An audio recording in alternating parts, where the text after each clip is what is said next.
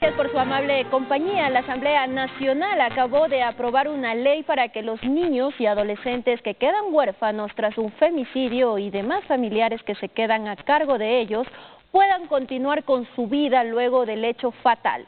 Este proyecto fue impulsado por Diana Pasley desde el periodo legislativo anterior como fruto de un análisis de varias legislaciones y con datos de la Academia, de organizaciones de la sociedad civil, de ONU Mujeres y escuchando a varios ciudadanos que han pasado por este doloroso episodio.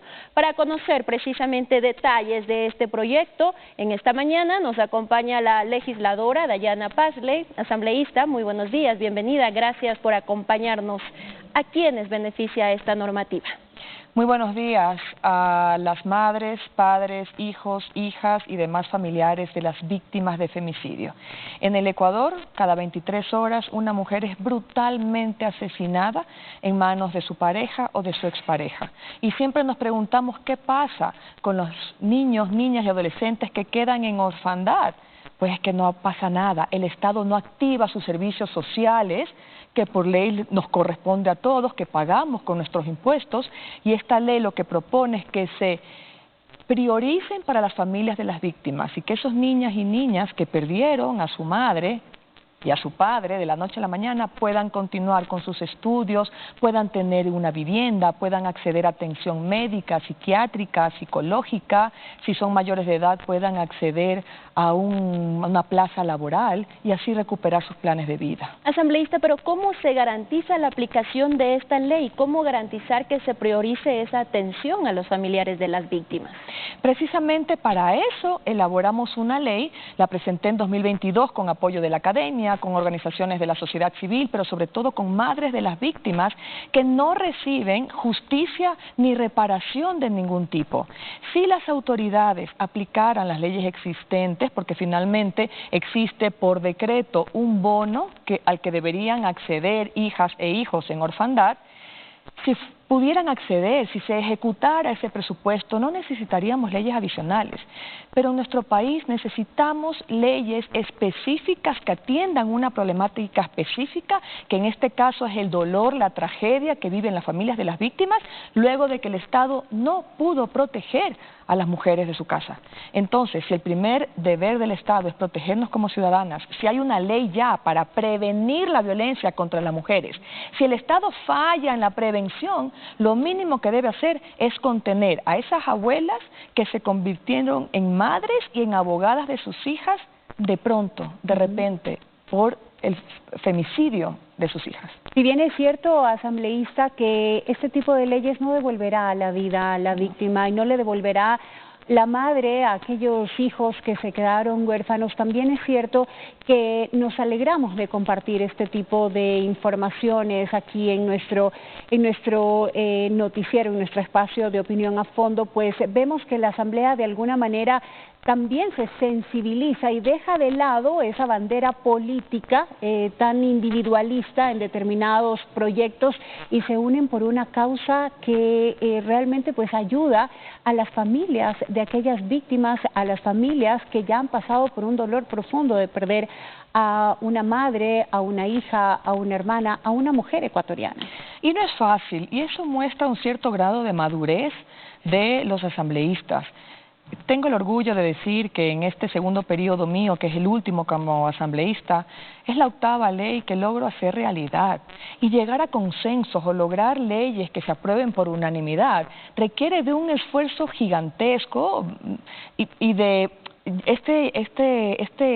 esta habilidad tal vez para lograr llegar a consensos, para lograr conversar con todas las bancadas y que, como dices, prioricen el interés superior de las niñas, niños, adolescentes, que depongan sus banderas, su ideología política, los colores, los números y que realmente podamos unirnos. Creo que manda un mensaje importante de que las autoridades sí estamos preocupadas por esas cosas que son vitales para el desarrollo del país, que realmente recomponen el tejido social de nuestra sociedad. Son leyes que he impulsado en materia de educación, de equidad, de justicia, de paz, porque ¿cómo vamos a lograr un país que realmente alcance la prosperidad, que mejore la calidad de vida de la gente?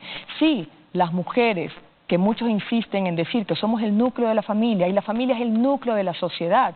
Nos están matando, es una masacre, cada día el número crece inmisericordiamente. Ustedes deben dar esas noticias, seguramente que nos dañan el desayuno a todas, porque duelen el alma. Nada va a regresarle a estas familias, a las mujeres, pero por lo menos esta ley en sí misma es ya una forma de reparación y de justicia. Hoy nos acompañaron 35 madres de víctimas de femicidio que claman por verdad, por justicia, reparación y no repetición. Y ven en esta ley una oportunidad para que las familias de las futuras víctimas no sufran las injusticias adicionales que ellas han vivido. Asambleísta, ¿y cuánto le costará al Estado esta ley? Porque estamos hablando de otorgarles educación, estamos hablando de salud, de empleo. Hemos procurado, porque ya tenemos experiencia en el legislativo, que no se incremente el presupuesto general del Estado precisamente para que no haya un veto desfavorable. Aquí hemos sido muy cautelosos en que no nos digan no hay presupuesto porque sabemos que no hay dinero. El problema es que si no hay dinero en este país no va a haber, entonces dejemos de hacer leyes porque las leyes necesitan sanciones y necesitan presupuesto para implementarse. Pero esta ley lo que propone es que estos servicios sociales integrales que ya brinda el Estado se prioricen para las familias de las víctimas, en especial para niñas, niños, adolescentes en situación de orfandad. Así que no hay excusas, esperamos que el Ejecutivo tenga la sensibilidad y el acierto de pasar esta ley directamente al registro oficial en honor a las víctimas. La ley es para ellas. Precisamente, ¿cuál es el siguiente paso una vez de que ya se aprobó en el Pleno de la Asamblea asambleísta? Tenemos 30 días, hasta 30 días para que el Ejecutivo vete. Si el Ejecutivo presenta alguna observación, porque podría presentar una observación que mejore el contenido de la ley, en ese caso tendríamos como Asamblea que allanarnos con 70 votos a la propuesta del Ejecutivo o ratificarnos en nuestra votación y decisión con 92 votos. Yo espero que si hay algún veto que sea parcial y que sea para mejorar algún aspecto de la ley, y si no, pues que pase al registro oficial, porque estas familias no pueden esperar más. Son 4 años y cada día se cobra la vida de una mujer en un delito, en un crimen que es completamente previsible. El femicidio es uno de los pocos crímenes 100% previsibles, porque empieza con insultos, con amenazas, con golpes, no cuando te arrebatan la vida con 17 puñaladas. Asambleísta, ¿se requiere de algún reglamento para la aplicación de esta normativa? Esta ley entraría de manera directa. Hay plazos entre 80 y 120 días para la implementación de ciertos temas de acuerdo a la cartera de Estado. Un reglamento viabiliza siempre las políticas públicas, pero por ejemplo hay algo muy interesante, que es que cada 27 de septiembre sea el Día Nacional de las víctimas de femicidio y de otras muertes violentas, que el Estado tiene un año para levantar un monumento en honor a las víctimas, que las madres puedan ir allá a rezar, a llorar a sus hijas, pero sobre todo para que la sociedad no se olvide de esta masacre que estamos viviendo y que no se repita, ¿no? También el Estado tiene que capacitar y sensibilizar a todos los servidores públicos en derechos de las mujeres y no revictimización, para que no vayan las mamás donde a un fiscal y el fiscal les diga regrese la próxima semana, o no se preocupe que su hija va a regresar, embarazada seguramente, estará de fiesta, no está desaparecida, no le ha pasado nada, porque eso sucede a diario. Entonces, el reglamento sí va a permitir que la ley se implemente y sobre todo que tengan las reglas, la cancha marcada, las carteras de Estado, pero por Constitución ninguna ley necesita un reglamento para ser implementada de inmediato. ¿Y cómo van a proceder las familias de las víctimas, de aquellas mujeres que fueron violentadas? ¿Cómo pueden tener acceso a los beneficios de esta ley? Con la ley, a partir del conocimiento, por eso es importante que los medios de comunicación, y gracias por eso, siempre se difunden los problemas, ¿verdad?, que vivimos como ciudadanos, pero también es importante que se difundan las soluciones que se brindan a estas problemáticas, y esta es una solución. Las madres, padres, familias de las víctimas tienen que conocer que hay una ley que los acoge, que los contiene, que los acompaña, que a partir del femicidio de una de sus hijas, Dios quiera que no pase, porque es durísimo vivir esto y escuchar a las madres, el Estado tiene la obligación de acompañarlas desde el día 1, no desde que se dicta sentencia. Incluso ahora se dispone que desde el momento del levantamiento del cadáver, Fiscalía General del Estado lo categorice como presunto femicidio, porque antes no era así, se cambiaba el delito penal en el camino y eso hacía que las cifras difieran de la sociedad civil con las de las instituciones públicas. Ahora incluso el suicidio va a ser catalogado como presunto femicidio porque la evidencia nos dice que el 80% de los casos son femicidios, así parezcan otra cosa. ¿Qué organismo, qué ministerio se va a hacer cargo precisamente para viabilizar con facilidad los beneficios hacia las víctimas? Bueno, en el caso del Ministerio de Vivienda tendrá que priorizar justamente los planes sociales para garantizar una vivienda a estos hijos e hijas que se quedan de pronto sin madre, sin padre y sin este sustento diario. La CENESID, el Ministerio de Educación, se encargará de otorgar las becas, ellos tienen 6 meses más o menos, becas y ayudas económicas para que ellos puedan tener acceso y permanencia en la educación. El Ministerio del Trabajo tendrá que diseñar políticas de inserción laboral para los mayores de 18 años, los familiares.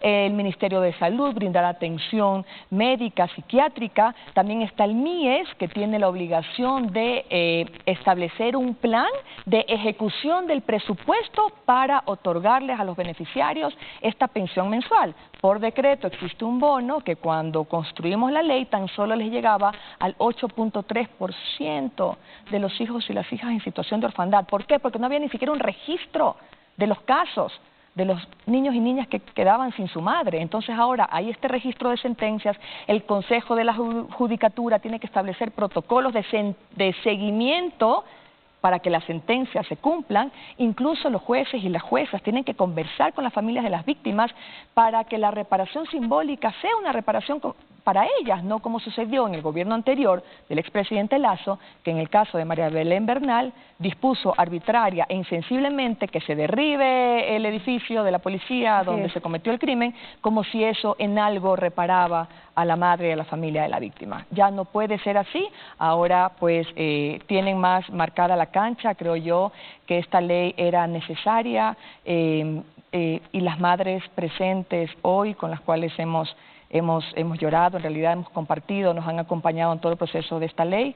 Esperamos que en algo les devuelva la paz en sus corazones y que puedan continuar con sus planes de vida. Algo de lo que también establece la ley asambleísta es de prescindir del apellido del padre femicida si lo desea.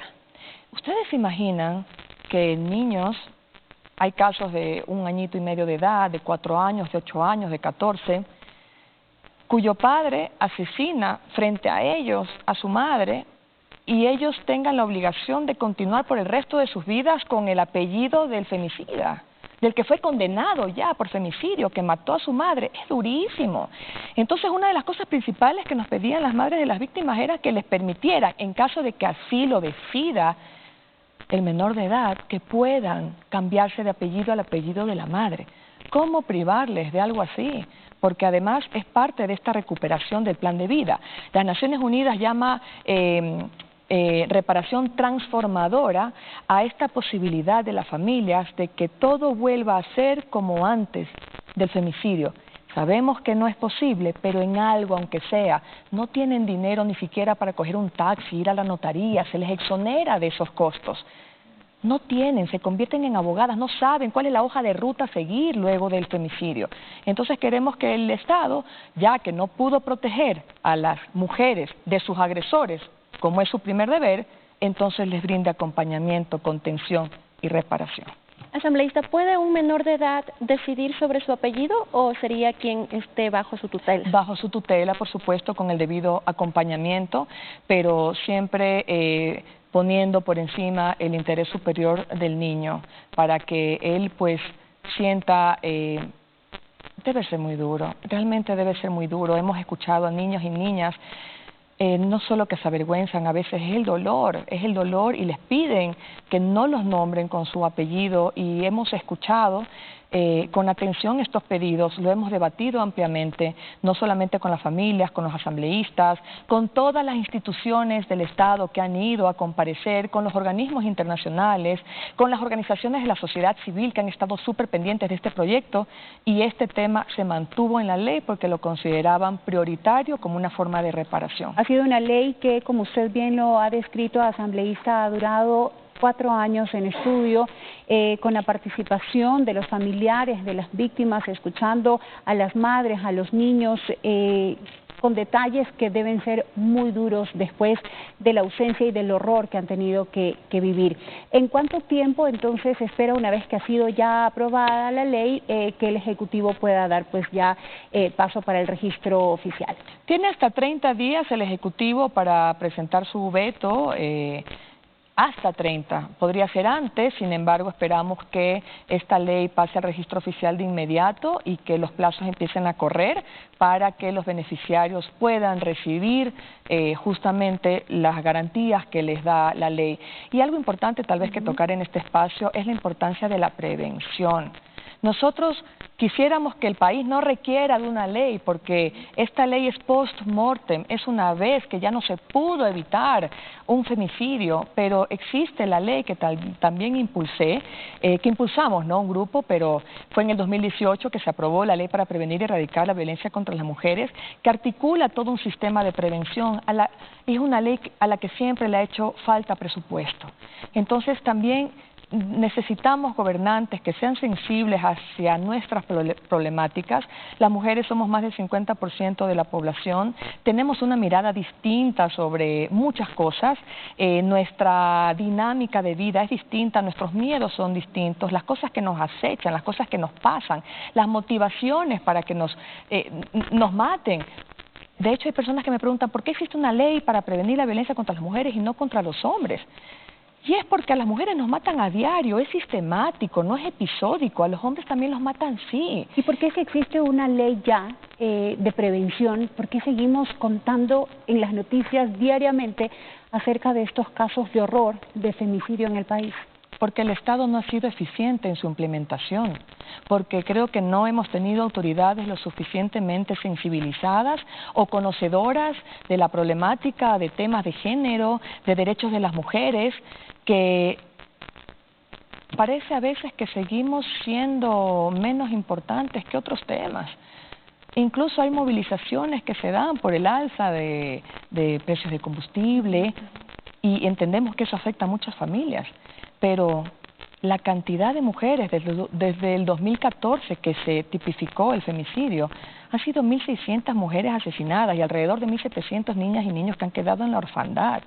Y ojalá la ciudadanía también en algún momento apoye esta iniciativa, pero de una manera más que se haga escuchar, porque eso es la democracia también, dentro del marco de la Constitución y de la ley, levantar la voz por quienes ya no pueden hacerlo, porque mañana pueden ser nuestras hijas y quisiéramos que hayan leyes y políticas públicas que realmente nos sostengan. Yo como autoridad siento que ese es mi deber, que si le dejo un mejor mundo a mis hijas, a mis sobrinas, a mis nietas, a las que vengan y además que puedan algo sanar el corazón de las mujeres que ya lo han perdido todo, creo que entonces habré cumplido con ese compromiso que tuve con la ciudadanía. Asambleísta, ¿y habrá algún seguimiento para que se pueda aplicar esta ley, para que no solo quede en papeles? Por supuesto, nosotros vamos a hacer un seguimiento, incluso ya estábamos hablando hoy de hacer un seguimiento a la ley de prevención y erradicación de la violencia contra las mujeres. Nosotros, igual las madres y las organizaciones, estaremos atentas a que se cumpla, porque no hay nada peor para mí que lograr que se apruebe una ley y que no logres ver que llegue a los beneficiarios. Hay otras leyes de las que podemos hablar en otro momento, me encantaría, como la ley Pancita Llena, que es una ley que busca prevenir la pérdida y el desperdicio de alimentos y mitigar el hambre en la población más vulnerable. Y es una ley que todavía no se logra implementar y ya tiene casi 2 años en vigencia. Yo estoy empujando para que desde distintos municipios que están interesados en implementar la ley podamos disminuir la desnutrición crónica infantil, podamos lograr que las madres que desde su embarazo no tienen alimentos suficientes y de calidad en su mesa les lleguen, porque esta ley lo único que pretende es que los alimentos no sean destruidos, sino sean donados, los que aún son aptos para el consumo humano y han cumplido con su ciclo de comercialización. Entonces, sí, como ciudadanía debemos conocer cuáles son las leyes que nos amparan para poder levantar la voz y decir, ministro, ministra, ¿por qué esta ley que necesito que se cumpla, no la están ejecutando, no la están implementando? Los asambleístas hacemos y cumplimos con nuestro deber. Hay leyes también para prevenir el exceso del uso y fabricación de plásticos de un solo uso que están contaminando nuestro planeta y acabando con nuestro hogar. Pero yo sí creo que necesitamos que los gremios, que la misma gente desde el conocimiento pueda reclamar esos derechos que están garantizados y que hemos cumplido desde la Asamblea. Asambleísta, gracias por su tiempo y por participar en este espacio de opinión y entrevistas. Que tenga un excelente día.